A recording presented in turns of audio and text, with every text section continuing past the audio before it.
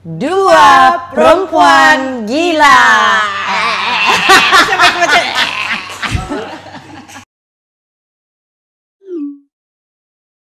Welcome to another episode of Dua Perempuan Gila.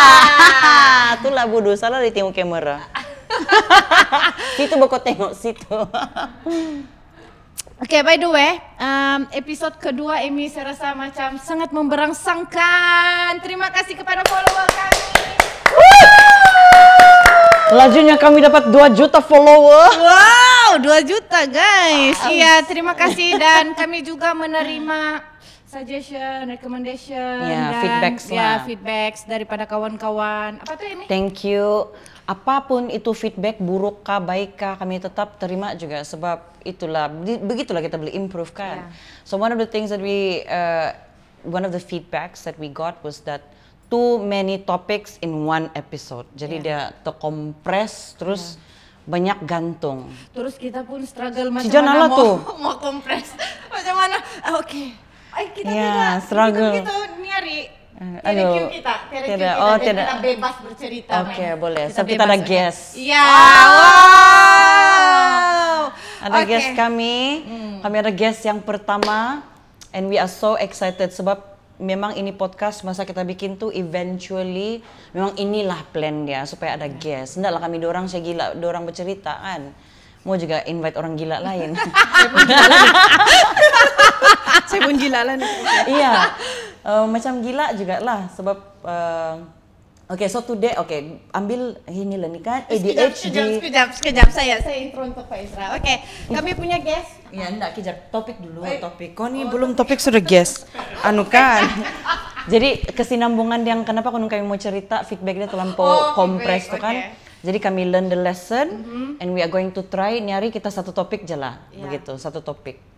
Jadi ada guest di sini, kita akan kalau mau buka topik lain pun biarlah yang ada kaitan sama kita punya guest gitu. Jadi topik yang kami pilih nih hari yang kami rasa senang untuk dikupas dan juga ngam-ngam ada yang kami kenal boleh memberi kupasan-kupasan insights yang orang bilang holistik kayak gitu. Jadi kami mau cerita pasal politik. Alah boringnya. Boring ya? Kan? Jangan boring kamu bilang, politik itu. Jangan dulu off, jangan dulu don't change the channel. Kami cerita politik tapi macam kami pernah cerita nih in the first episode ada brief sedikit kami bilang bila cakap pasal politik nih orang mesti ingat politician tertentu, menteri kah atau kerajaan mana yang sedang menjadi kerajaan di negara itu, parti mana gitu kan. So they're very limited, they're very macam kotak lah gitu, fix begitu kan. Tapi kita mau ubah mentality itu untuk supaya kita bawa topik politik itu as something yang part of our daily life yang kita semua kena ambil tahu, especially the young people nowadays. Betul, tahu politik bukan bermaksudnya kamu kaki politik lah. Maksudnya begitu. Kalau pusing dulu tuh Mek kasih pindah dia pergi mana? Bambur kami. Oke. Alang-alang kejap-kejap. Tamati kah? Air saya dipotong. Ini main smart sudah intro. Botol air tuh. Kiri ke kanan. Oke. Pilihlah nanti 1, 2, 1. So di terakhir. Oke, boleh dipotong di situ. Nggak payah potong biarlah. Ada real and raw bahkan gitulah sekarang. Jadi boleh sudah saya kasih kenal gitu. Iya. Okay. Jadi tetamu kita, Jana yang lebih kenal dan silakan. Oke. Kita punya guest hari ini adalah Faizra Rizalman. Cik Faizra. Ya. So, Cik Faizra adalah kawan saya. Kawan saya dari tahun bila kita berjumpa saya rasa 2021. Saya rasa start daripada SI Summit tuh. Oh, baru-baru Iya, 2021 yang baru tahun 20-an juga lah, 2020-an juga lah. 2020-an juga baru dan kami nggak berkenal, tapi kami sudah berkenal lebih daripada 20 tahun rasanya. Iya, betul. Ya. Pelik kan? Nah, so ini kawan Jana, tapi saya baru kenal dia mungkin minggu lepas lah. Tapi kami sudah kenal lama sebab rupanya schoolmate. Senior, junior. Betul. SK Bukit Padang, shout out alumni. Bukan semua gila di SK Bukit Padang, kami jangan. Okay, so Mostly dia lah.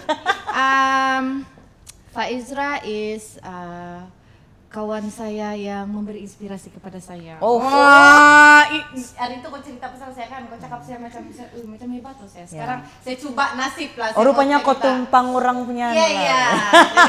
Jadi saya coba nasib untuk cerita Faizra pasal Faizra lah. So, apa yang menginspirasi saya Faizra adalah Faizra seorang anak muda Sabah yang belajar di luar negara dan lama bekerja di Semenanjung. Oke. Kenapa? Kau jangan peduli dorang. Oh, muka saya tidak nampak. Kau teruskan, Cak. Dorang teknikal, dorang. Oke. Lepas itu kan. Saya malas Amy. Nah, dia kalau ada pengalaman. Bingung guys. Bingung guys. Apa? Oke, lepas apa yang menginspirasikan? Yang Dia belajar di luar menginspirasi negara. saya, dia belajar di luar negara, dia orang Sabah, dia lama di Semenanjung dan dia balik ke Sabah untuk menanam benih dan berbakti semula kepada tanah air lah. Benih bibit apa tuh? Bibit coding school. Benih bibit bibit yang kemajuan lah orang bilang. Kemajuan lah. So dia Faizra adalah founder of which is the first coding school in Sabah. Kalau saya sama dia kan, saya panggil dia AI, kawan AI. Saya ada kawan AI, nama dia Faizra. Sebab dia very computerized person. First coding school in Sabah. Oke. Cerita sis.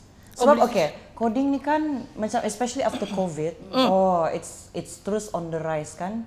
I signed up my children umur dorang masa tu 12 dengan 10 tahun lah untuk online coding school masa tu. Di mana? Macam dia bilang di KL base saja. Oh, okay. KL base. Tapi itulah kalau ada di Sabah kan bagus. Tapi itulah enggak aku kenal kau dulu. Nah, itu lebih kamu kan 20 tahun sudah kamu kenal. Iya, tapi enggak bertahu achievements gitu kan. Nah, itulah. Oke, lagi satu. Tadi kan masa kami goreng pisang. Oke. Faizra juga adalah goreng pisang podcast. Wah, podcast bertemu podcast. Saya menunggu juga kalau ada goreng pisang sini lah, tapi salah pula. Jadi time kami punya goreng pisang sini tadi. kopi. Goreng pisang time sebab kalau kawan-kawan kami ini kami lah, dorang Nina, dorang semua ada goreng pisang time. So time kami punya goreng pisang time tadi, dia cakap, kau udah introduce pun saya sama Amy. Saya yang pergi introduce diri sendiri di mahkamah. Amy, sekejap, saya introduce dulu diri saya. Begitu kan saya cakap dengan kau last week. Bergambar dulu kami. Hai, konon. And then barulah bilang saya introduce dulu diri saya properly sama kau, konon. Sebab tidak kena introduce. Kita mau buat episode ada persahabatan nih. Itulah itu. Macam mana silap saya tidak introduce si Faizra hari itu. Nasib dia introduce juga lah diri. Nasib kami sendiri, mungkin vibe oke lah kan. Itulah dari boleh berintroduce sendiri mungkin tanpa gila-gila sedikit kan. So jumpa last week. We want to talk about coding school. That's a very good topic to juga. Tapi yang kita mau cakap nyari politik kan. Politik. Jadi last week saya bilang saya first time jumpa dia yang face to face yang bersalah kayak begitu kan. 16 Mei di mahkamah. Kan, masa tu ada case. Jadi saya mau Faizra yang ceritakan lah what's your involvement mungkin outside of the coding school kan. Selain daripada dia coding school apa lagi dah? Oke, nah selain daripada coding school, Cik Faizra juga merupakan Faizra. Cik Faizra. Betul tuh. Iya. No. Cik Faizra merupakan pemangku pengurusi Muda Sabah. Wow, perempuan Jo. Gembira dia. Iya. Enggak aku kira pati apa, yang penting ketua dia. Iya, perempuan. Gitu. So, ini juga yang memberi inspirasi selain daripada coding school dia dan dia AI, selain itu. dia juga menginspirasi saya dalam apa yang dia perjuangkan dalam bukan saja dalam parti itulah sebenarnya, tapi dalam politik itu sendiri, terutamanya Sabah. So saya banyak belajar dari Faizra. Bila Faizra bercerita, oh begini pula AI kan kalau bercerita. Macam ChatGPT juga kalau dia bercerita, betul. Jadi semua fakta ya. Jadi kita dengar lah kan ya, dari dia. semua fakta. Semua dengar dulu ke AI Andene. Betul kasih Dana cakap dia AI. Jadi apa yang kamu saya start? Ya, mungkin ceritakan background diri sendiri dulu. Background diri sendiri, sabar. Iya. Yang mana satu? Yang ada dari, 2 nih. Di mana kau sekolah kan? Oke. Wih, panjang nih. Oke, saya sekolah rendah di SK Bukit Padang. Lahir membesar di KK juga lah. Lahir di Keningau, membesar di KK. Sekolah rendah SK Bukit Padang. Sekolah menengah di SMKA Kota Kinabalu. Wow, smack. Budak pintar. Budak And then lepas tu saya buat A-level di KDU PJ. And then lepas tu saya buat law di UK. So saya buat law di UK tu masa di sana tu saya banyak terpengaruh dengan blog-blog travel yang masa tu baru mau up, yang dia bilang, oh, I quit my job, I sold my house, and then everything I own is in the backpack begitu, and then travel the world without macam tiada plan kan begitu. So masa tu saya fikir, oh saya kasih habis saya punya sekolah ni, dan saya balik saya mau jadi backpacker lah batu konon begitu. So I did that, actually I did that. Tapi benda tu tidak sustainable. So I thought if I want to become like a full-time traveler, I need to have something yang I can use to earn money while traveling.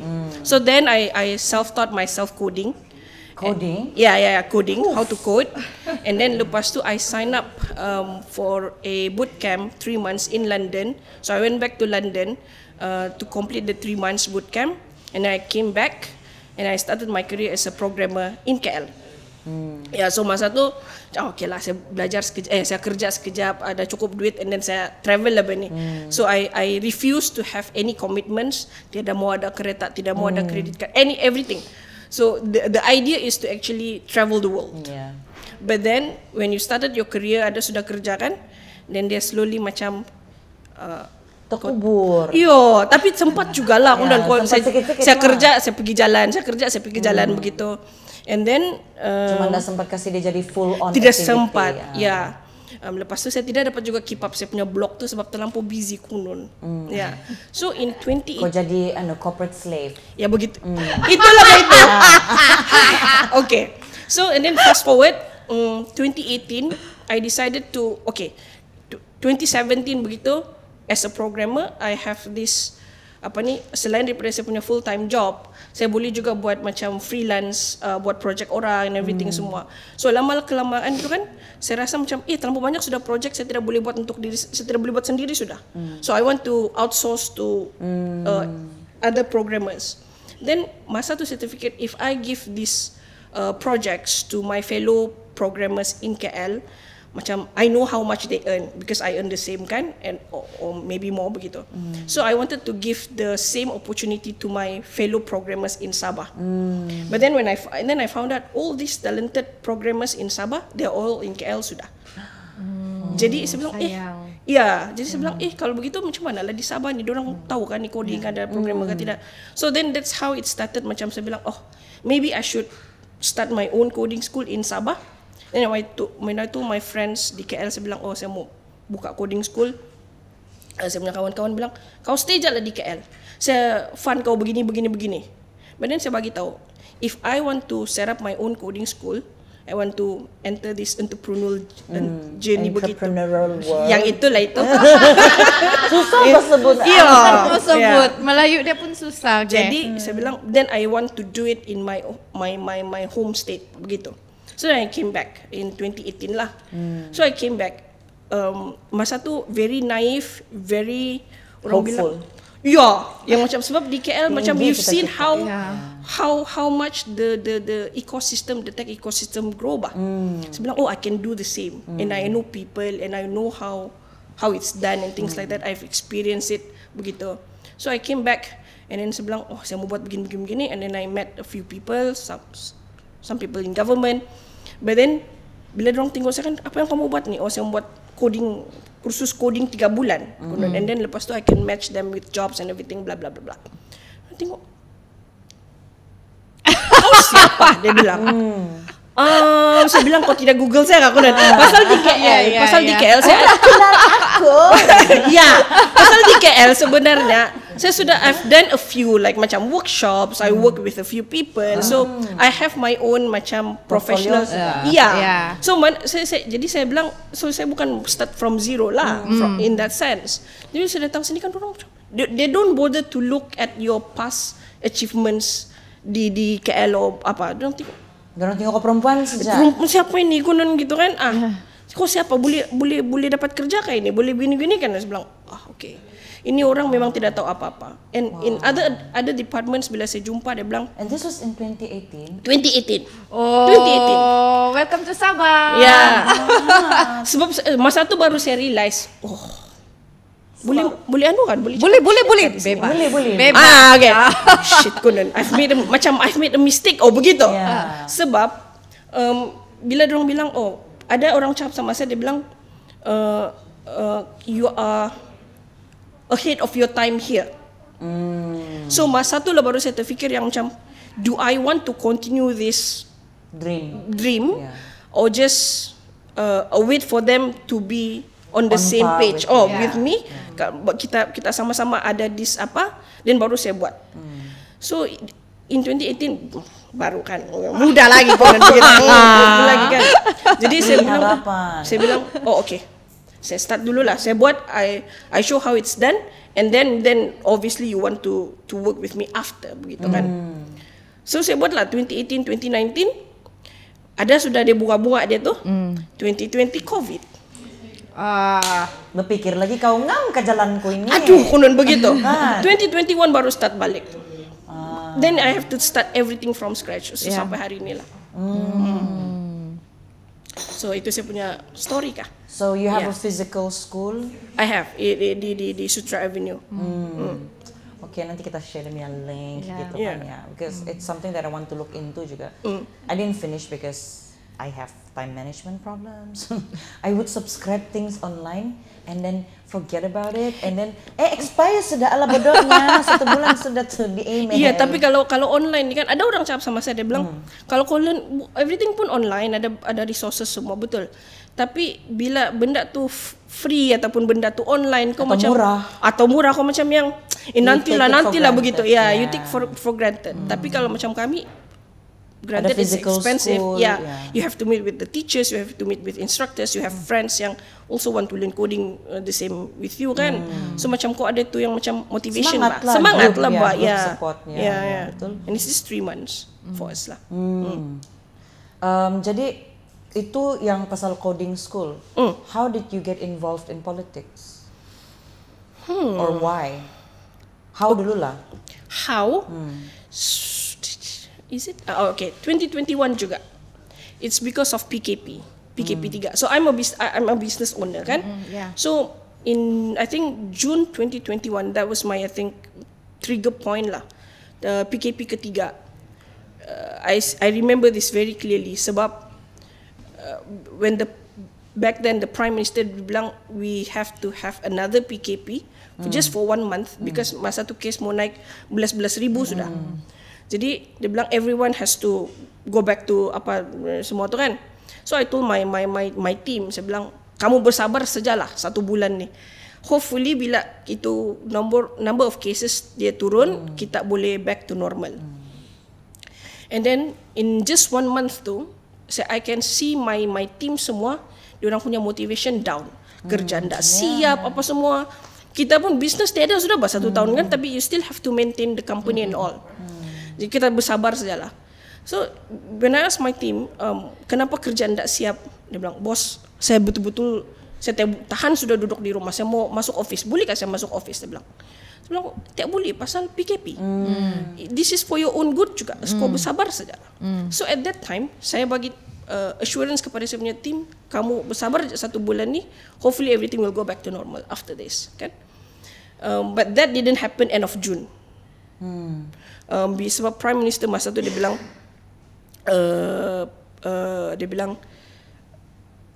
Ini kayak yang Sheraton itu.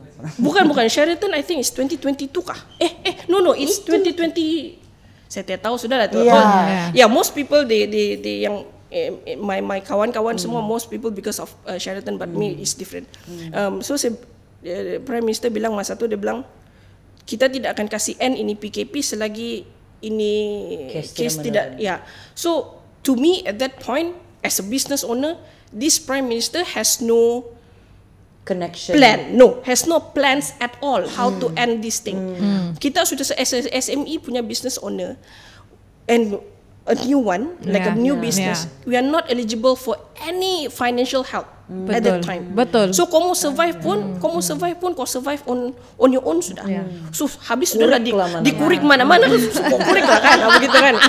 So bila saya dengar ini announcement daripada Prime Minister dia bilang begitu, saya macam kau punya gerigitan tu yang macam gerigit saya punya motivation pun down nih, saya mau kasih jaga lagi saya punya tim kan. So lepas tu saya bilang ini Prime Minister tidak boleh ni, bagus saya lakonan. Bagus saya lakonan. Saya rasa bukan kau satu orang rasa begitu tuh time, ramai itu yang rasa begitu. At the same time lepas tu juga ada kawan lagi dia bilang, Kunun, saya dari Muda Sabah, dia bilang, kau mau join kah? Saya mau. Saya gerigitan sudah sama ni biar saya yang buat tu non. Because of that, because of marah masa tu. Because of marah. That's how. That's what drive you. Yeah. How long has it been? 3 years. 3 years. Yeah. So ada plans to, ada regret kah masuk politik kah atau? Macam kau perlu another episode lagi kalau kau tanya saya regret. Okay, sebab let me go back a bit. Like I said, most people so I'm from Muda kan. So most people in Muda, they orang punya trigger point is when the Sheraton move happened. For me, when that happened, biasalah politik. It's because I was already exposed to politics since saya kecil lagi. I come from a political family. So I've seen macam as an outsider saya nampak sudah lah, I've experienced it from the ni kan. You see the pattern. Yeah. So begitulah begitu politik, orang politik begitulah begitu, biasalah begitu. But when they affected myself directly begitu, then saya bilang dia orang ni tidak tahu ni apa yang dia orang power share dia orang mau ni tapi tak pandai buat kerja gitu. So when it became obvious to you that the existing political scene does not serve anyone except for themselves. Terus kau gerigitan sebab saya gerigitan. Kau geram lah sebab politicians ni kan, I mean, I've always look at it this way. I've also always been passionate. Minat dalam politik ni kalau time saya masuk UiTM Shah Alam dulu. Sebelum tu saya remaja yang begitulah. Politik begitulah itu politik lah. Dengar pun dari parents heavily involved dulu masa zaman PBS versus Berjaya kan dulu kan. So PBS Parti Bersatu Sabah that time was still in opposition. Jadi dengar begitulah, fascinating to me. It's like macam its own drama begitu, macam its own category of movie to watch begitu bahkan. So tapi I didn't feel the need to be actively involved until I masuk UiTM Shah Alam, and at that time, that was 2003. Just the vast disconnection between what the federal government or the Semenanjung punya political views. Masa tu bukan political, social issues masa tu. So I think saya terjentik hati saya yang, saya mesti memilih tahu pasal politik. Bila itu time saya cuma menghadiri orientasi, baru day 3 begitu. Saya duduk, there was like 500 full of semua students lah, campur lah, Semenanjung, KL semua. Nggak kena kasih jelas pun untuk apa perjumpaan tuh. It's like we cancel class and everything, we were asked to go sebab dia wajib hadir. Sekali duduk di sana, saya tinggal lah, saya punya itu time belum lagi phone lah, masih lagi komik-komik begitu, saya baca begitu. Terus tiba-tiba semua orang kena suruh berdiri. Saya tengok untuk welcome siapa. There's this guy in white baju Melayu, pakai songkok, tebal misalnya. Aku ingat siapa lah tuh masa tuh, belum tahu pasal politik kan, 2003 lagi. Terus he walk in with such grandeur and so much karisma lah mungkin for everyone. Mungkin supporter dia tuh timer, begitu. Terus saya tidak peduli lah, biar bercakap apa kok di situ. Saya tidak peduli, nggak lama tiba-tiba kita mesti, apa dia bilang tuh? Melayu mesti bangkit, dia bilang. Nah, ndak kok di sana apa ini, begitu. Jadi and then yang saya ingat dalam satunya, terkejut saya, very sedikit orang Sabah Sarawak masa itu, very sedikit orang Borneo. So di sana, walaupun masa itu saya tidak peduli pasal politik, tapi I felt the strong sense of divide and conquer, that very strong toxic political, macam mau orang believe in something that is so wrong and disconnecting, dia bukan unity begitu, unity, dia macam mau membahagikan begitu, so bukan ada sense of let's do this together, that universal, unity lah kan, cohesive begitu, cohesiveness, kesatuan. Jadi macam yang, kenapa nih, bingung. So di sana baru tergerak untuk mau tahu pasal politik. So I've been in all protest, peaceful rallies di Sabah, bersih 1, 2, 3. Aku ikut every year, mengandung aku ikut. So all the silent, we had the silent walks, we had the climate change. So saya minat, sebab saya rasa itu sejak cara yang kita rasa boleh kena dengar, kan? Berbalik kepada momen yang kau rasa mau join politik tuh kan, and then kau rasa ini sejak cara, what makes you think that itulah cara dia untuk kau buat perubahan yang betul-betul konkret, ataupun perubahan yang sebenarnya lah di dalam kau punya keusahawanan, dalam kau punya community, dalam kau punya diri, dalam kau punya family, dalam kau punya hidup, begitu kan? What makes you think that only by joining politics you can make that change? Okay, so as a business owner, especially in saya punya benda yang saya buat, we work a lot with the governments. So you've seen how they work inside. And when we want to propose programs ataupun ideas, there's so much yang kau kena ni kan, you understand? Banyak lapisan. So there's so many things that you have to do. Baru kalau di Sabah, jauh-jauh office-nya, heran aku. Lain Kementerian Labor, lain Kementerian Pertanian, lain. So I've done that part. Saya ada itu channel untuk buat benda yang saya rasa what I can do in my professional capacity. I have that platform.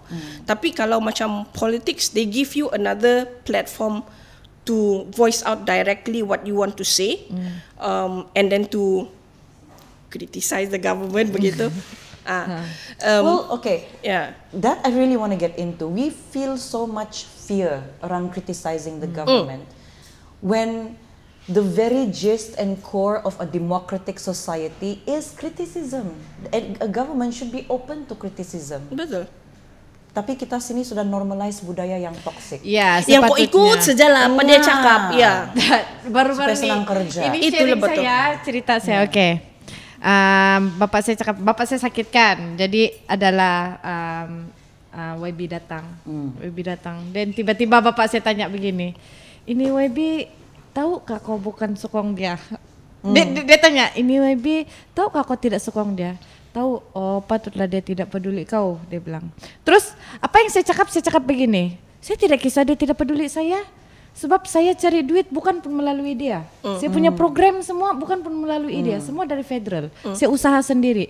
Kalau bukan kalau selama ini pun kalau apa-apa program pun tidak, suka hati saya lah saya mau pilih siapa. Suka hati saya lah saya tidak suka kau.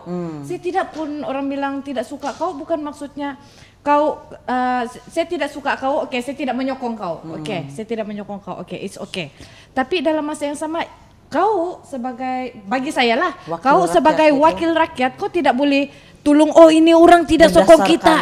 Tidak boleh tolong dia sebab dia tidak tolong kita, dia tidak sokong kita. Tidak boleh begitu. That's why I said sama bapak saya bilang, jadi dia ada bagi bantuan, ada. Syukurlah, maksudnya dia YB yang bagus sebab walaupun dia tahu anak bapak tidak sokong dia, tapi dia masih tolong bapak.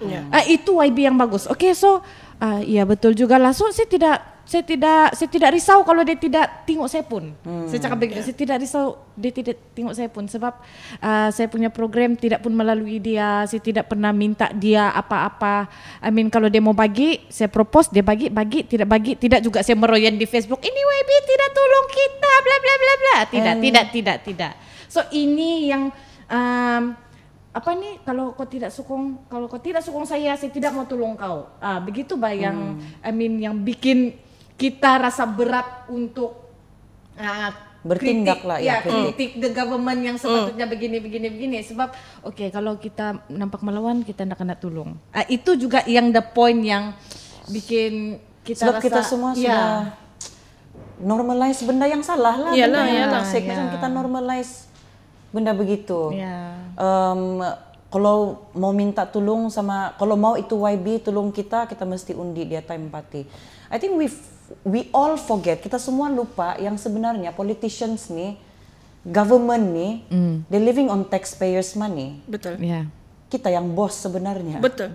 Rakyat adalah sepatutnya bos. Jadi tapi kita punya culture kau tengok kita paling, it's very obvious. Coba kalau menteri lah YB kasih apakah datang masuk nih kedai, berdiri semua orang YB itu. Kalau ada barisan pun saya rasa YB kau duluan lah, kau duluan begitu. Iya, betul. Kau duluan.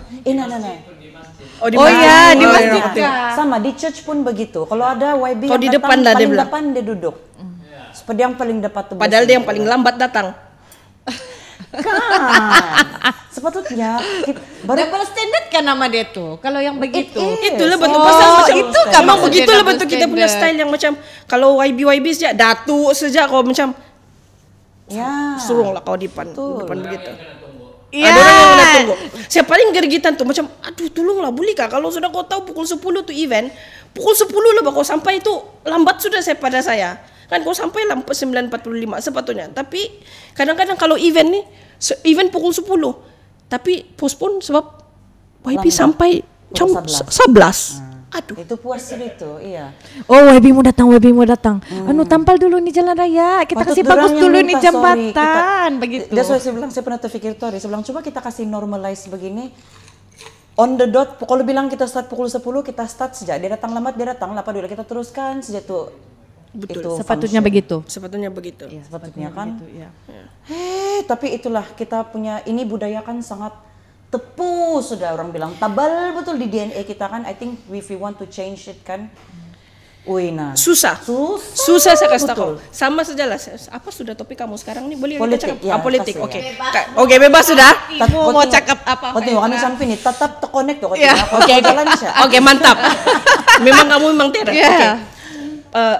Ini pengalaman sendiri. Sebab kita dulu di luar macam begitulah betul politik. But when you are in politics, especially macam kalau yang hari itu election, ini saya mau cerita. Saya selalu cerita ini dengan orang. Sebab kita selalu cakap we want to change the system. Kau bilang kayak kita sudah terlampau kasih normalize di terlampau lama bla bla bla. So we want to change the system.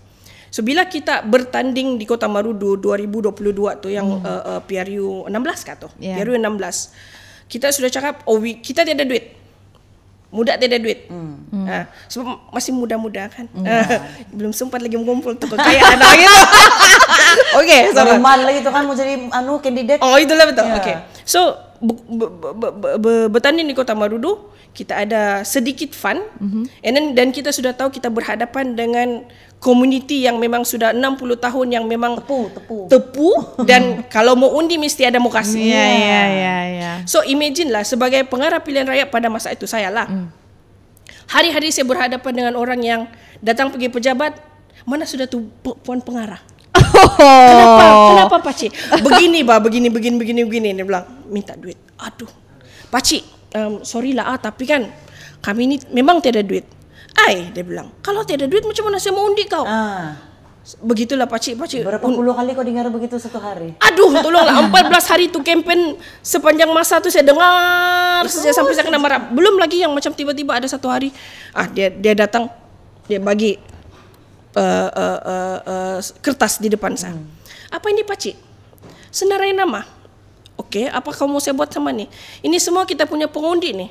Okey, jadi Adakah dia punya kupi-kupi bikin untuk mengundi? Help. Pakcik, muda ni ndak ada duit.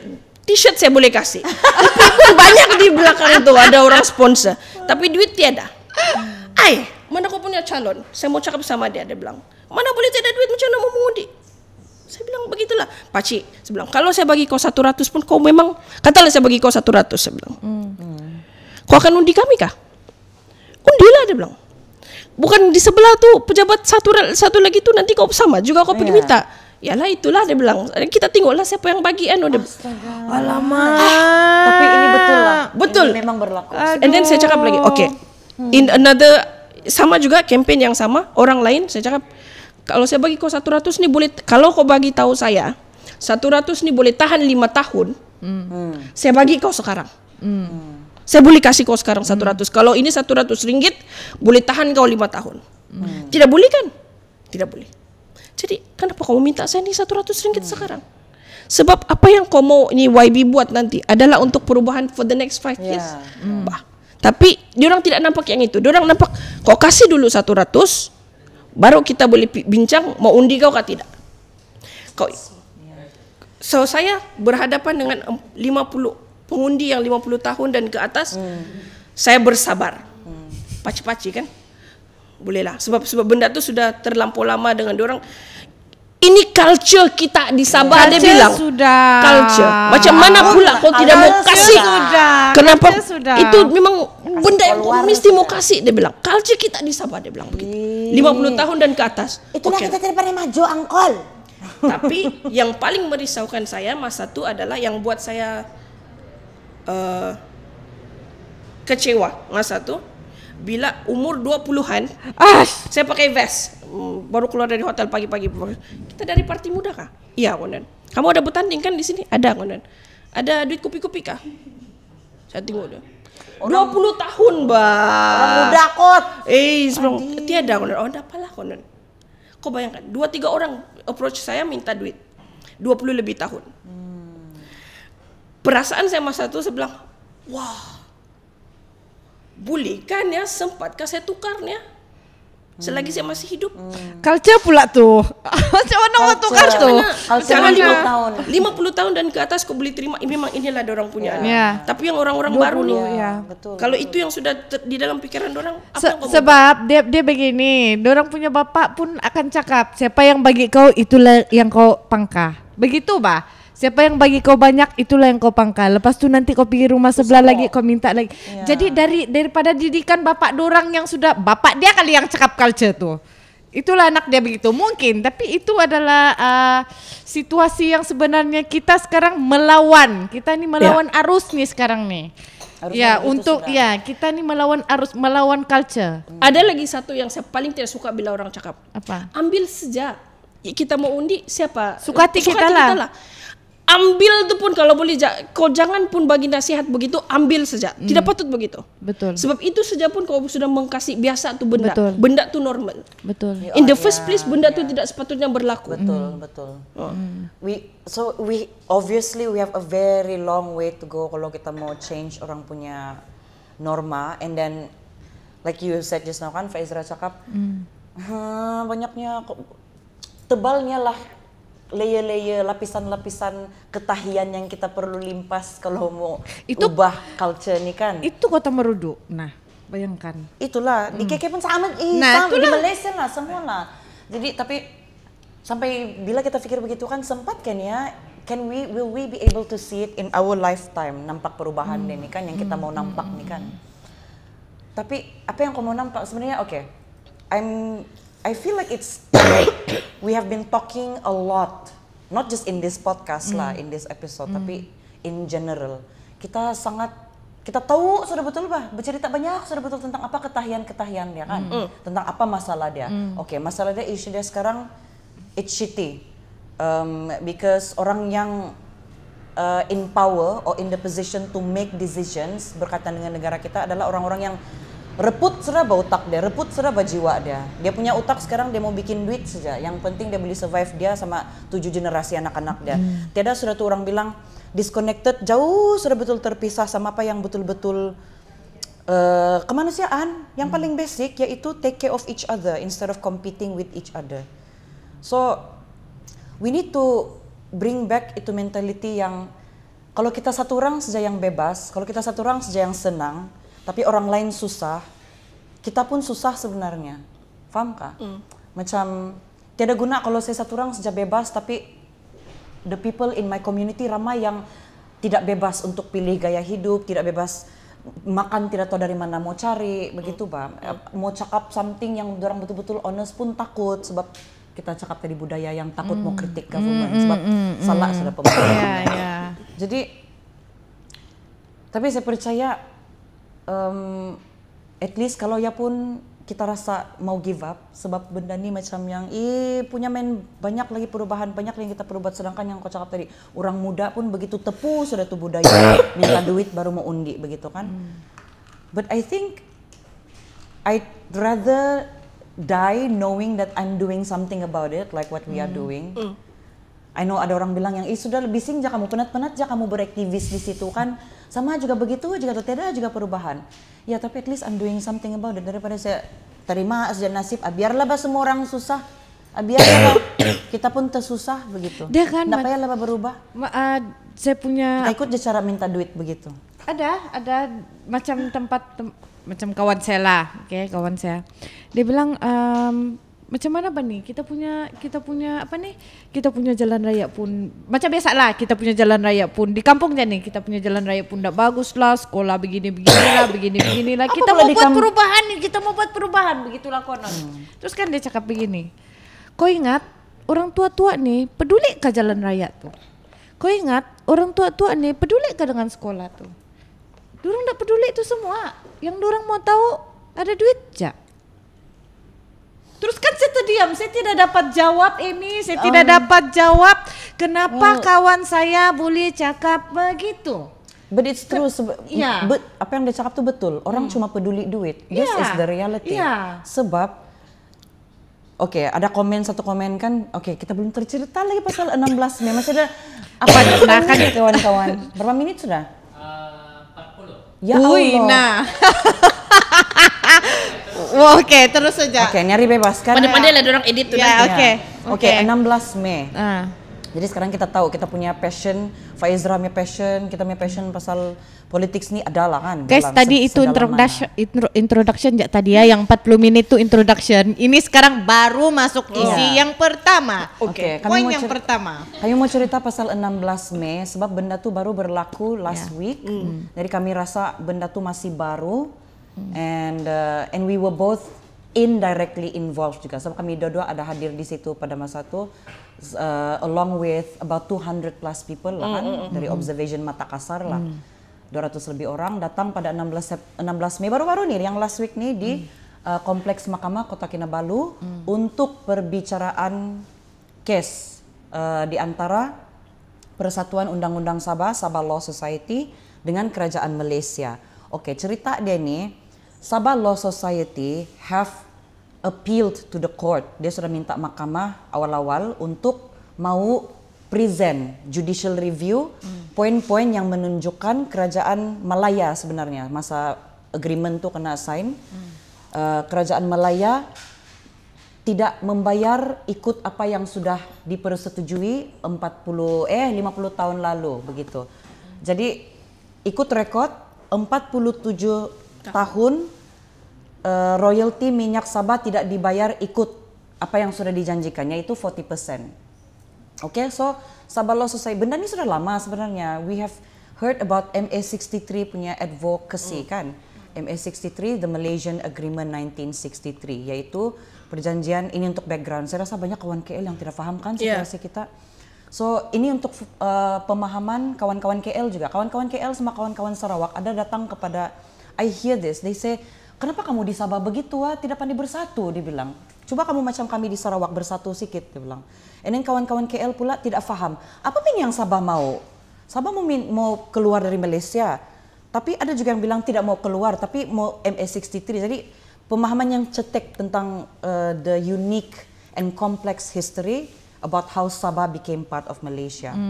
So 16 Mei itu is a very interesting event and opportunity, peluang untuk kita kasih hidup balik ini minat yang mungkin sudah mati di kalangan Sabahan sebab terlampau mau cari duit, terlampau mau survive, okay? And jadi kami hadir di sana. Sebelum tu ada nih satu kumpulan nama dia SIN, kita baru jumpa juga pada hari itu.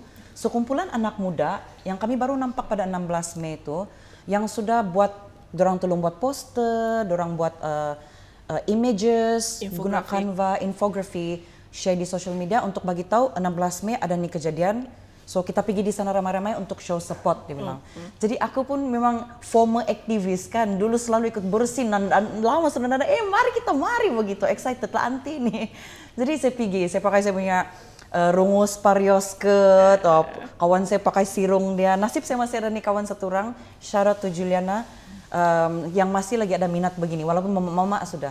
Sebab truth be told, sangat susah kau mau jumpa orang, even among my friends and my family, mau jumpa orang-orang yang passionate sampai mau show up pada hari itu begitu, on that day begitu. Jadi saya excited, pergi di sana. Jadi banyak sudah saya bercakap, coba konon kau cerita, si Faizra pun ada pergi, so why were you there on that day? Sebenarnya kan? Sadar diri. Aku belajar dari yang 2 episode yang sebelumnya. Sebenarnya kan, in the beginning, saya memang plan mau pergi yang 16 September pula. 16 Mei. 16 Mei. Tapi pagi itu sebenarnya saya demam. But I got a lot of text daripada kawan-kawan, mau pergi, sama mau pergi, kita, mau aku pergi. pun ceritaku. Kan Kita pun nak pergi. Demam-demam tu kan, pergilah juga. Minta semangat. Minta sebenarnya beliau hantar lagi. Sampai saya bilang, mesti ada parking ni semua. So pergi sana. Yeah. So, okay. Yang itu sebenarnya adalah untuk, sepatutnya hari itu adalah untuk sama ada kita tahu SLS boleh meneruskan orang punya perjuangan untuk menuntut tu semakin kehakiman, sama ada kita boleh boleh kita present boleh ke tidak? Present ke tidak ini case. Tapi kerajaan Malaysia telah rayu balik untuk supaya tidak meneruskan. Ya, okay. So secara 2022 dia, sebab kalau kau mau kalau kau mau buat semakan kehakiman, kau mesti mau dapat kebenaran daripada Mahkamah Tinggi dulu. So that's what they did in 2022, orang dapat tu kebenaran daripada Mahkamah Tinggi. Kemudian kerajaan Malaysia appeal, bantah itu keputusan Mahkamah Tinggi, dan pendengaran pada hari itu yang last week tu adalah untuk tahu sama ada SLS boleh meneruskan ini judicial review ataupun tidak. Ada orang, kalau legal term dia bilang ada locus standi. Kau ada hak, dia ada hak ke tidak. Okay, logically speaking, kalau daripada saya lah sebenarnya as orang biasa, programmer, kita pikir logik saja. Sepatutnya yang buat benda ni kerajaan Sabah, Pak. Iya. Iya. Itu kalau orang layman macam kita. Iya, Pak.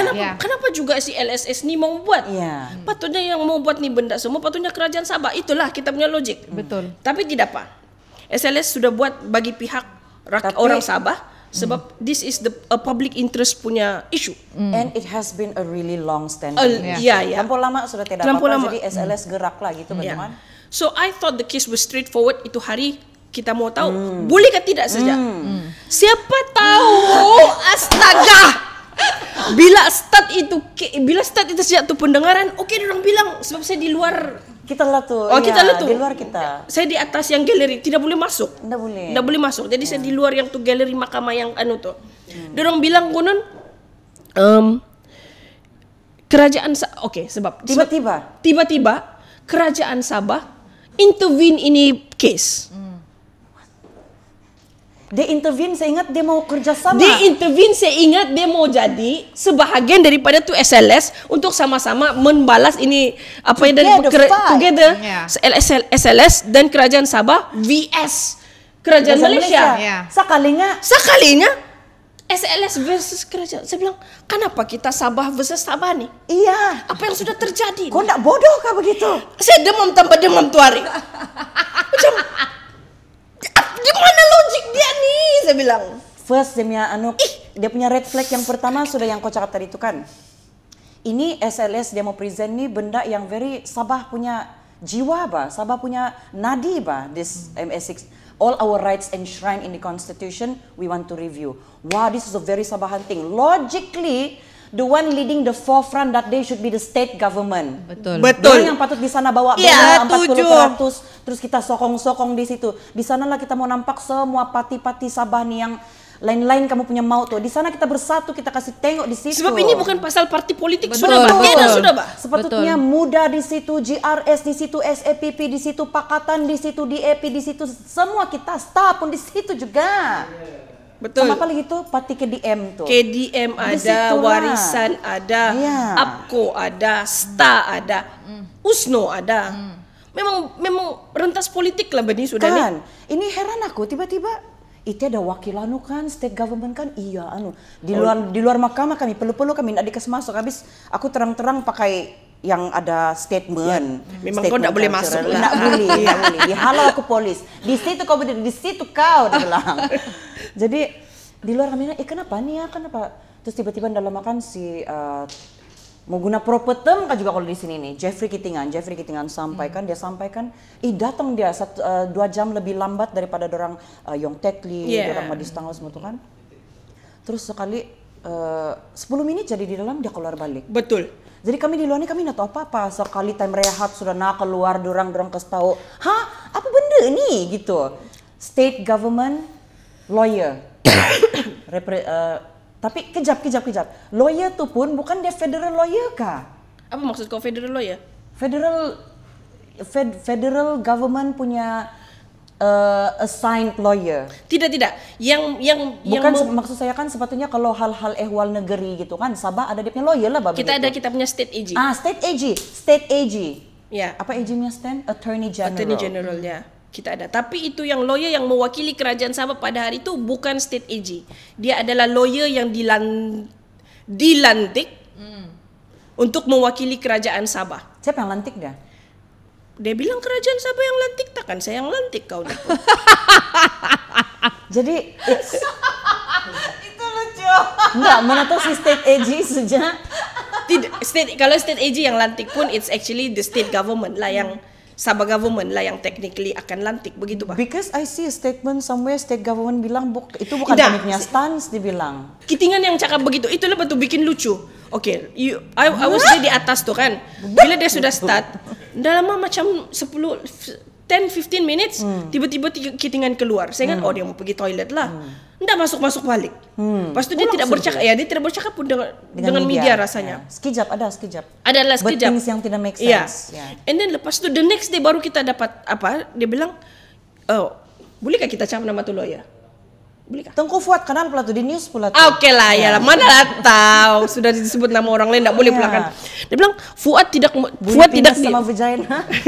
Fuad tidak dilantik oleh kerajaan Sabah, dia bilang. So dia tidak mewakili kerajaan Sabah.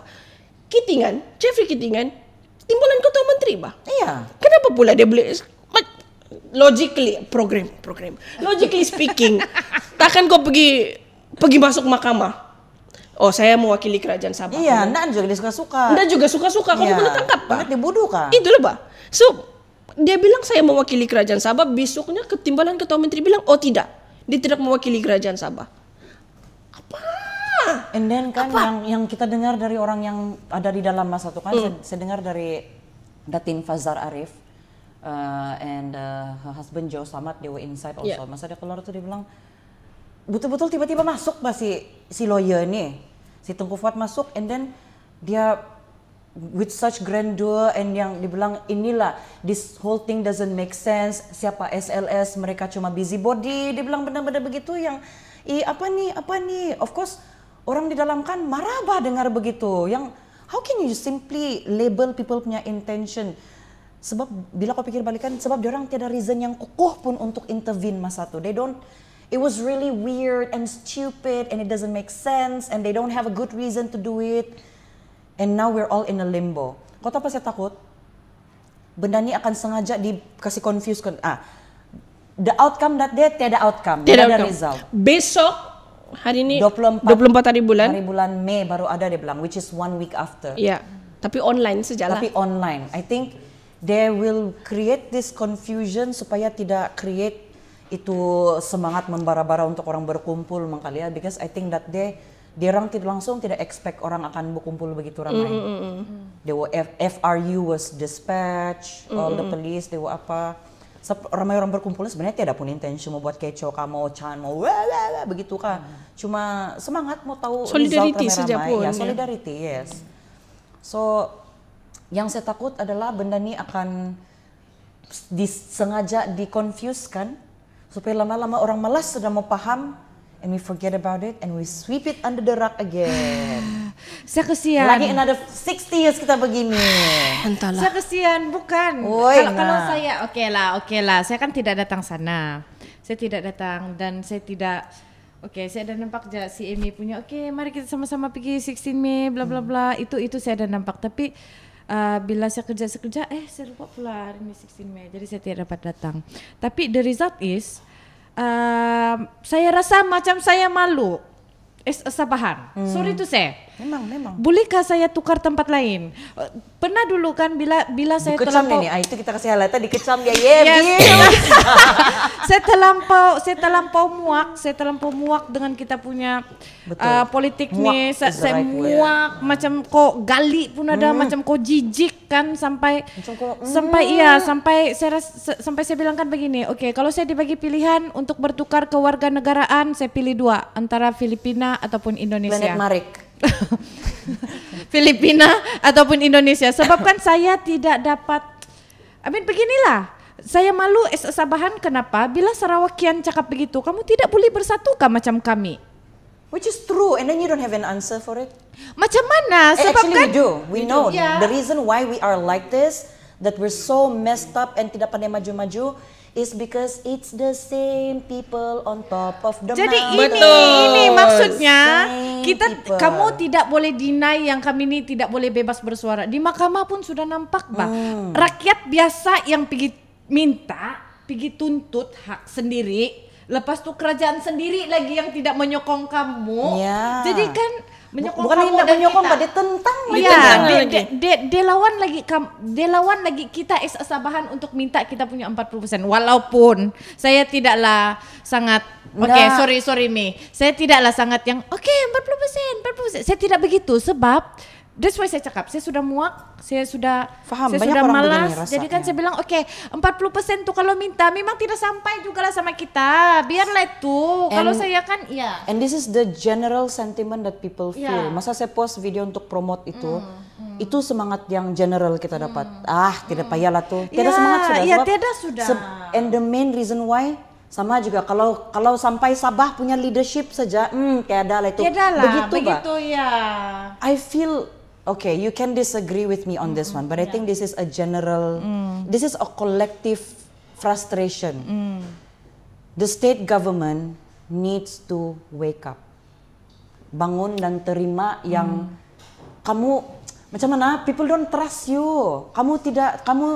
Orang tidak betul-betul trust kita. Berapa ramai sudah yang dengar Sabah Maju Jaya tuh.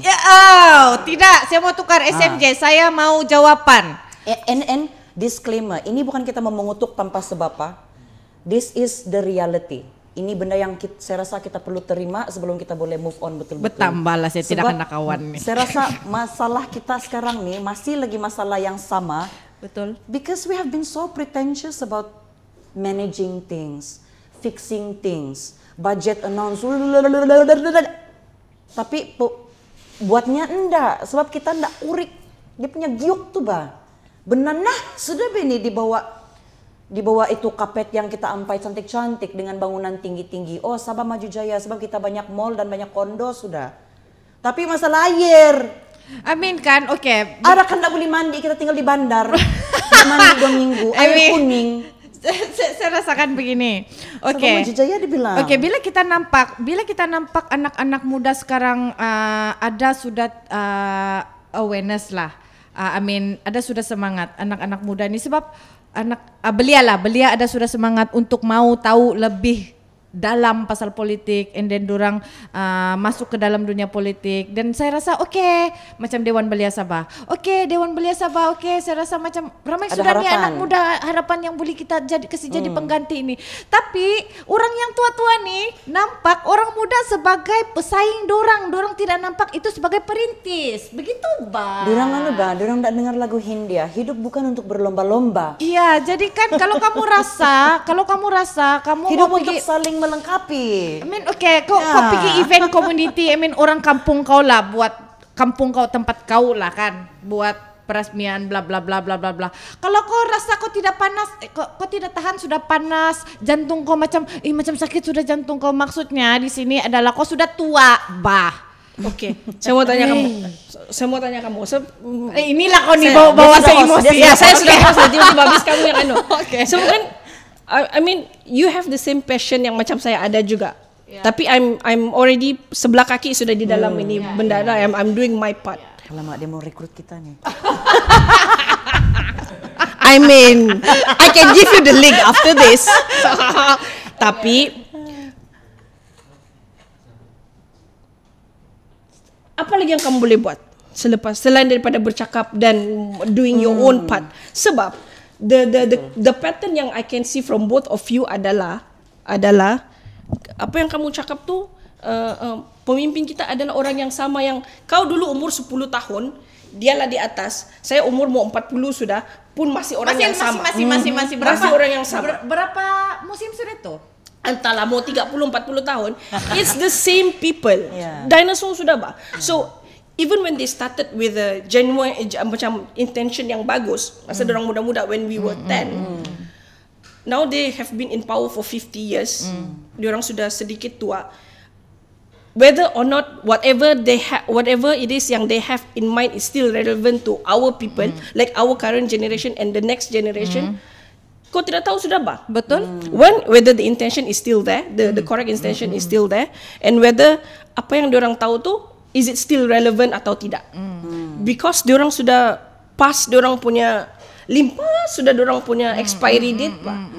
Because look at Singapore, the new Prime Minister Lawrence Wong is only 50 years old.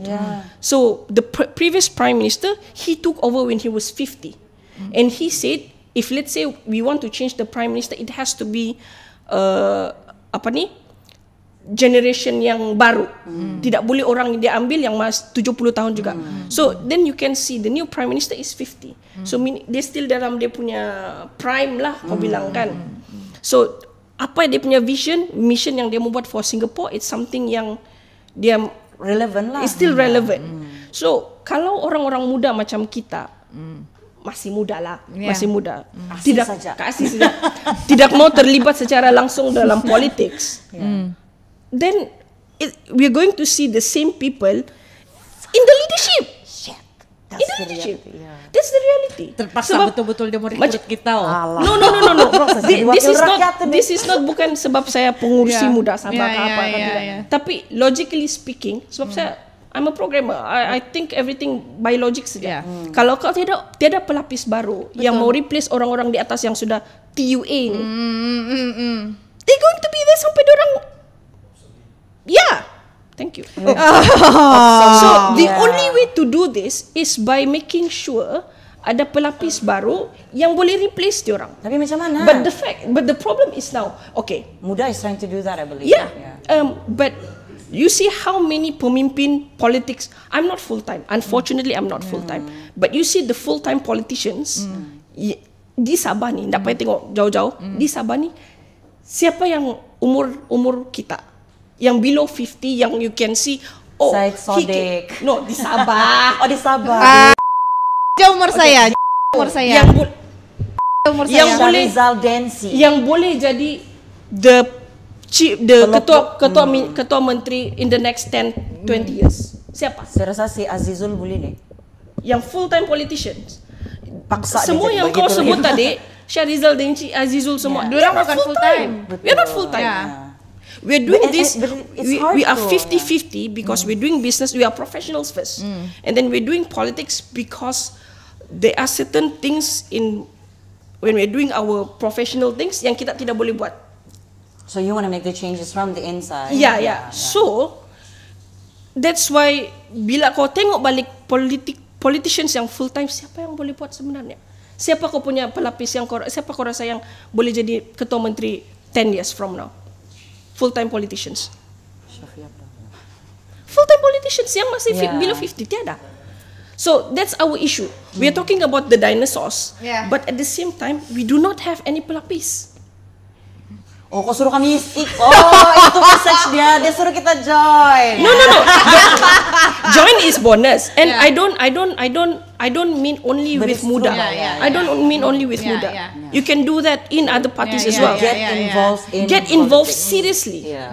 Because so persoalan dia why less and less people are interested in politics, sebab kebanyakannya lebih perlu brain space untuk fikir pasal mau survive, because the system has been designed for us to rely on the system to survive. It has been designed to make us not thrive. It has been designed to make us always hustling, kerja saja supaya kita tidak masa untuk pikir benda-benda lain begini, sebab benda ini kita rasa makan masa, so that It is taking time. Yeah. so that the selfish politicians will have time to do whatever it is tanpa kita peduli. Faham? Kadang-kadang kan ini yang saya marah kadang-kadang di Sabah, di Malaysia nih. Benda kecil pasal orang punya relationship bah. Kenapa lah selebriti? Tapi pasal relationship bah. Who in the world does not face relationship problems? Why do we invest so much time, energy, resources to consume the story of one stupid couple? In the meantime, bad politicians, bad guys are doing shit behind us, and we are focusing our resources di Bella dan Alif. Aduh. Dia macam faham kah? Macam it's design, faham? Dia macam ada tangan-tangan halus untuk desain supaya kita ni tidak peduli apa politik ni. Faham? Jadi kita mau peduli benda-benda yang untuk survive saja, sama untuk kita escape dari fikir pasal masalah. So entertainment begitu. So if dia nampak macam kecil lah, tapi saya rasa kalau kita kasih biar dia begitu kan, beginilah jadi last dia ada sudah orang. But those people are memang not interested in politics in the first place. Macam kau lah, macam kau. Yeah. Saya tanya kau sekarang, do you want to contest? Kalau bukan saya yang bayar, dorang bayar saya lah, baru saya pergi. I'm getting there. What I'm trying to get is, the system has been designed for us to not care about politics. So kita pikir mau survive saja. Lebih ramai orang mau pikir pasal 90% of the time we're thinking about where is our next income coming from, untuk makan next month, untuk makan for the next 3 to 6 months. So we don't care about politics. But we forget that dia bilang kita tidak peduli pasal politik sebab kita mau survive, tapi kita tidak terfikir yang kita stres dengan survivability gitu, dengan fokus untuk kerja, sebab the system, sebab kita nak ambil peduli tentang sistem, you get it kah? It's like a chicken and egg thing, which comes first, the chicken or the egg. So kita tidak peduli pasal politik, jadi kita akan cuma makin susah, makin kita tidak peduli pasal politik. So we need to realize that politics is our policies. Policy adalah benda-benda yang menentukan how we get to live our life. Where do we get to invest our money? Where do we get to macam the do's and don'ts of life is the policies yang the politicians design. Correct. And everybody has access to become politicians if you just want to. Tengok apa niat je lah kan. And sadly kalau niat kita bagus, makin payah lagi itu perjalanan. Kau tahu apa? Oke, saya ada kawan saya sekarang di US saya rasa. Jadi dia pernah dia Malaysian punya government yang di sana lah. Oke, so saya cakap lah, kau ada karisma apa nih untuk jadi politik? Kau mau jadi politician kah? Ndaklah Jana, kau tidak boleh jadi politician kalau kau tidak penipu. Kau mesti jadi penipu baru kau boleh jadi politik yang berjaya. Sila bijakkan. Penipu lah kau nih.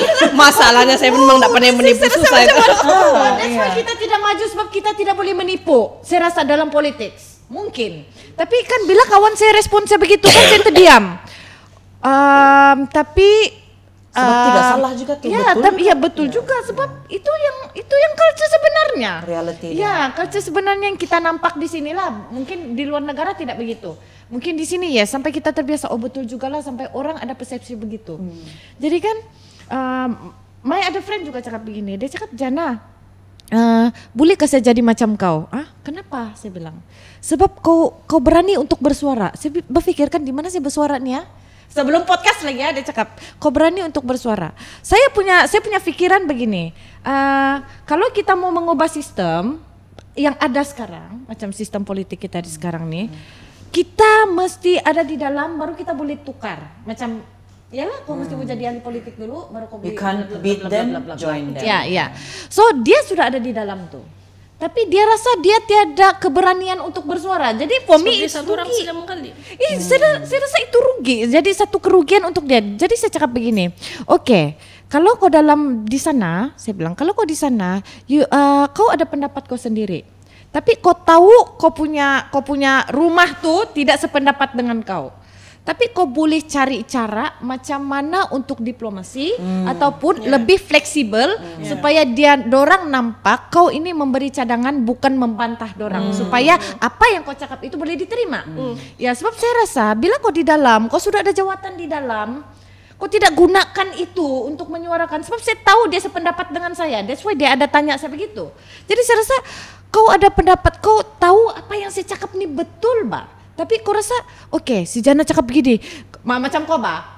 Kau bilang, oh patutlah kalau saya cakap semua orang rasa macam saya ini melawan saja. Begitu, sebab dia rasa suara saya terlampau loud untuk cakap, dan idea itu sebenarnya ada orang terima kita kan. Oh betul juga cakap Seni, betul juga cakap si Jana. Tapi bila kau di dalam, untuk kau didengari, kau kan ada flexibility lah. Kau kena ada psikologi skill lah untuk orang lebih menerima apa yang kau cakap. Rumah kau, sebab rumah kau sekarang Oke, itu aja lah. Itu aja. Jadi kalau kau mau jadi itu, maksud saya kau mau jadi politik nih tidaklah mau jadi penipu. Tidaklah tapi sebenarnya masing-masing pendapat sampai saya kena dapat begitu. Siapa gitu Datuk Kak Dokter Razidah Kasepakah yang dia pernah yang pakai spek tuh rambut. Siapa? Nanti lah aku Google balik ya, nanti kau kasih ceng di situ. She ever said Kamu tahu itu ceng apa ceng? Kamu tahu apa itu ceng? Macam mana Wida ceng? Ceng. Dia pernah cakap begini, dia menggambarkan metafor dia guna begini ya, kerajaan dan negara. Malaysia rumah kita, rumahnya tuh Malaysia, keluarganya kita lah rakyatnya. Kontraktor mau bikin itu untuk maintain tuh rumah adalah party politics. Jadi apa maintenance kan dia kena refer kita mah. Ini rumah kita rumah rakyat. Ini rumah kita. Ada pipe bocor, kita komplain. Dia orang kena bikin. Kalau tidak, end the contract, let's appoint another contractor. It should be like that, It should be like that. Take it. So politics is for politicians sebenarnya adalah orang-orang yang jaga nih rumah. Bukan untuk bikin kasih kayak kau saja. Bukan untuk kopi shopping di London. Kalau saya kan, oke lah. Kalau saya dibagi rezeki kan satu hari nanti. Kalau saya jadi YB lah kan. Kalau saya jadi YB, maksud saya tuh kan, oke, kau dapat project buat kau punya negeri ini untuk buat satu hospital baru. Kau buatlah hospital tuh. Walaupun janganlah kau taruh saja signboard di sana hospital, tapi tiada hospitalnya. Kasih berdirilah itu hospital, maksud saya. Walaupun itu hospital cuma yang orang bilang tidak sampai pun budget, tapi kasih berdirilah, bukan tuh signboard jak berdiri. Kau berdiri kan hospital, tapi tiada hospital. Tapi saya rasakan begitu. Saya rasa macam oke lah. Dalam otak kita, macam dia cakap tadi, in our brain it sounds doable. Kenapa dorang tidak buatnya, sedangkan di otak saya kan tuh benar macam boleh buat, bahkan apa dorang terbuat-buat nih ya gitu. Saya rasa ada benar yang kita nggak tahu jangan habis, kita bukan dalam politik. Ya, oke, saya bukan ahli politik Yeah, I mean macam I've seen so many politicians, betul. I've seen so many politicians, good ones, especially from the oppositions, yang bila dorang sudah masuk dalam politik, jadi pembangkang, bila dorang berkempen tuh, saya semangat dengan dorang punya vision, dan saya percaya dalam dorang punya vision, dan saya percaya yang vision dorang tuh betul-betul people centric, memang berlandaskan rakyat punya needs lah. Tapi bila dorang sudah menang dan dorang jadi government, kenapa nih macam? Itulah maksud saya. Gitu, jika tuh tukar baju sejak. Jadi saya pikir, these are really good people. I don't understand why they cannot make the changes that they so passionately advocated for before they became the government. Okay, so I think the best example adalah masa 2018 punya election yang pilihan raya umum yang lepas. Sebab sebelum 2018 kita tidak pernah ada pertukaran dalam government di federal. Di negeri memang ada selalu, sabarlah. So sebab itu masa 2018 manifesto Pakatan Harapan masa tu semua yang wow pung begitu, semua yang wow kita pun janji-janji lah, bintang bulan. Janji-janji manismu begitu konon. Tapi itu time aku temakan juga janjinya. Iyalah, sama lah begitu juga kan. Konon. Finally gitu. Nggak tidur saya 2018 but anyway. But bila diorang masuk ke dalam government, then they get to know more information pasal polisi-polisi yang diorang bilang diorang mau tukar, tidak dapat. Macam contoh, dulu diorang bilang, PTPDN kita kasih cancel. Dia bilang tiap payah bayar, sepatutnya kita kerajaan bagi pendidikan percuma, bla bla bla bla bla, tidak patut bayar ni semua. Tapi then bila diorang sudah di dalam government, diorang realize, that's not doable. That's not doable because of this. Kalau kita kalau matematik dia lah. Matematik dia tidak doable. Dan if we do this, then we cannot give more PTPTN to other people. Then dia akan macam gitu kan. So benda-benda begitu. Sebab tu you have to be in the government first. I think in the system. Satu, kedua, your promises have to be realistic. Janganlah bagi bulan dan bintang begitu. Sebab tu, kalau kita balik sama MS63, saya percaya sama ini 40%. But it is a long fight. Benda ni sudah lama berlaku dan tidak ada orang yang mau fight ni benda. Dan kita baru saja start. So for you to expect yang kita akan dapat kita punya 40% for the past 47 years tu, untuk kau dapat next week, next month, next year, it's impossible. But you have to continue the fight. At the same time, kau kena make sure you you do something yang orang bilang low hanging fruit. Benda yang doable now. Contoh, macam Sarawak. I hate to compare us with Sarawak, tapi we have to do it. Bila kita punya status sudah dipulihkan, Sarawak straight away tukar. Kita punya ketua menteri tidak mau panggil ketua menteri sudah, kita mau panggil premier. It's a very simple change. Tapi it shows you the status is different. And then from there baru kau buat benda-benda yang lain lagi. Tapi kita, we propose we want to change the ketua menteri kepada premier juga, tidak mau. If you cannot do a simple change like that, apa yang kau mau expect di government buat untuk benda-benda yang lagi besar? Betul. Itu saja. Sedangkan dengan adanya sekadar premier itu pun kan sebenarnya dia akan menanam jati diri kita, macam dia akan menambah jati diri kita as a Sabahan. Kita rasa kita macam Sarawak sudah, kita premier juga, mungkin begitu. Jadi itu yang bikin kita lebih bersemangat juga. Ndaklah saya malu jadi Sabahan. Begitu, Sarawak ada sudah Sarawak TV. Sabah TV-nya mana? TV itu pun kan yang macam hangat-hangat sekadar ada. Bikin cukup korem. Sebab itulah saya bilang, you fight for something yang panjang, tapi you have to do small changes in the meantime. Itu saja. I don't know, man. The only way I see that happening is if we have one leader who will be able to truly unite. Siapa? Nggak, saya dapat terfikir. The closest itu hari pun Parti Warisan, which the closest, I'm not saying dia perfect, parti itu perfect dan itulah yang patut jadi government. Bukan cakap begitu, tapi paling image paling dekat kita boleh nampak yang menunjukkan inclusivity, yang menunjukkan sedikit orang bilang nafas baru dalam the way we promote politics, the way we campaign in politics. Betul, I agree. setuju. Cuma my reservation terhadap Warisan ada. Kalau kita mau cakap pasal parti-parti di Sabah, I agree with you. Warisan is the closest yang kita ada yang boleh fight, yang ni kan. Boleh unite lah. Boleh unite. Semua bangsa. Tetapi Warisan juga at the same time kena make sure yang dia ada pelapis yang baru. Who's next after Syafiq? Ya. Marah kita punya technical. Bukan.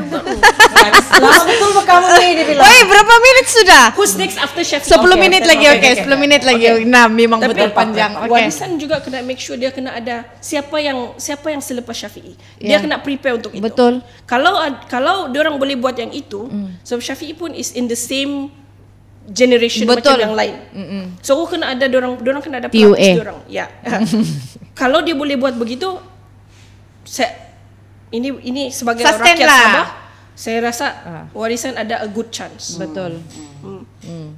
We're not promoting the political party No, per no. se, but I think before anyone take that and then twist everything we're saying kan, ini bukan rancangan untuk mengendorse mana-mana parti politik. Yeah. We are kami mau promote supaya orang lebih berminat lah cerita pasal politik sebab ya kita mau wrap up lah sudah ini kan habis kalau politik ini memang tak pernah habis. Ndak habis.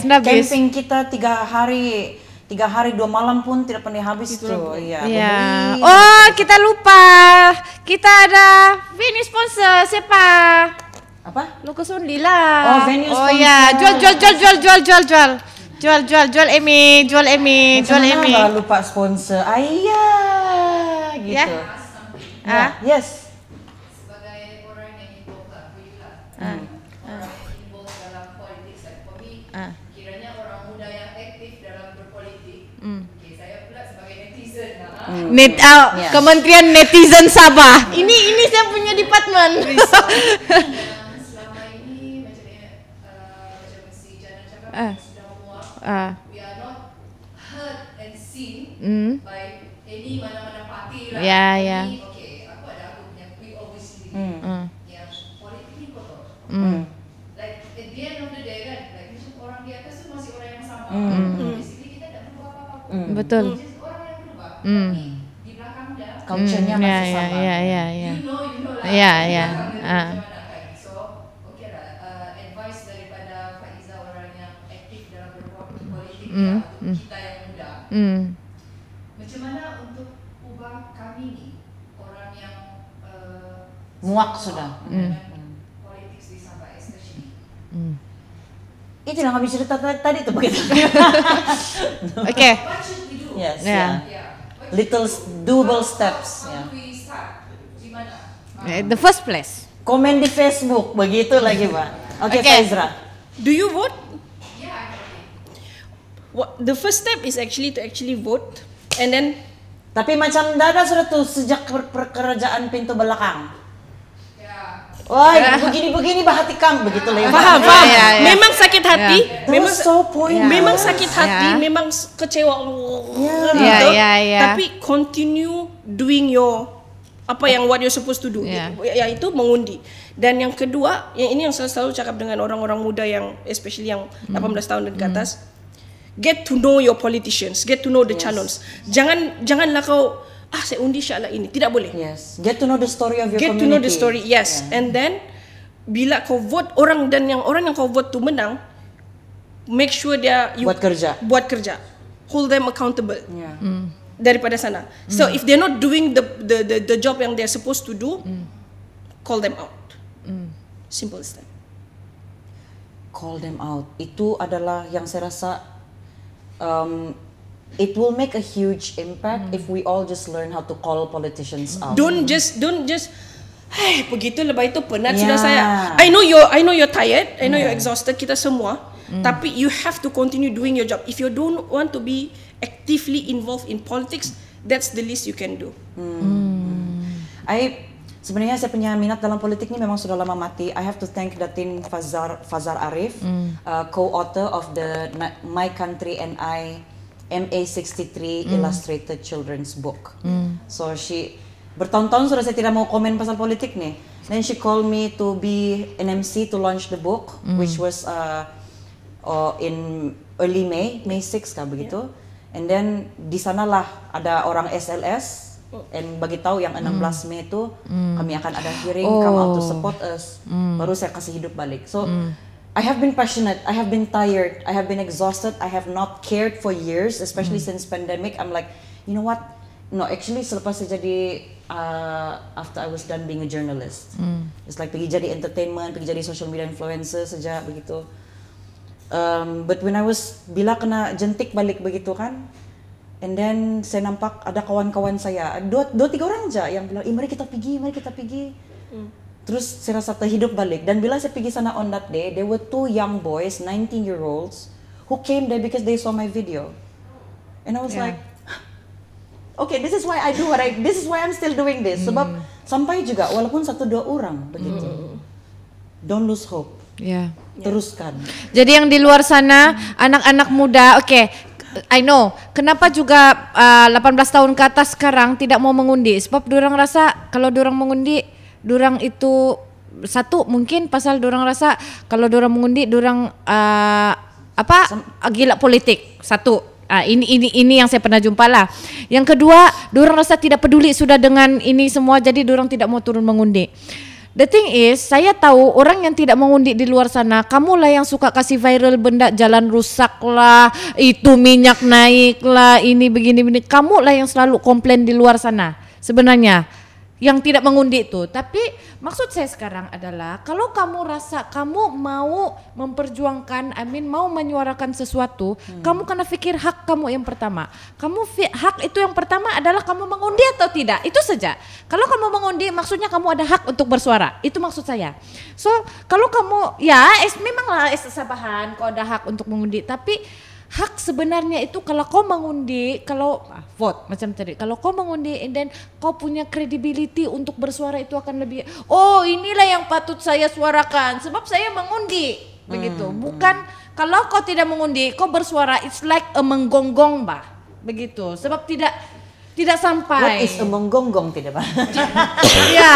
kau tidak sampai dan kau rasa macam semua itu kosong begitu. Jadi kamu mesti juga turun mengundi, kamu mesti juga belajar. Bukan mengundi saja, itu mengundi semua orang boleh buat lah. Sekarang nih saya mau advocate yang macam Faizra cakap tadi.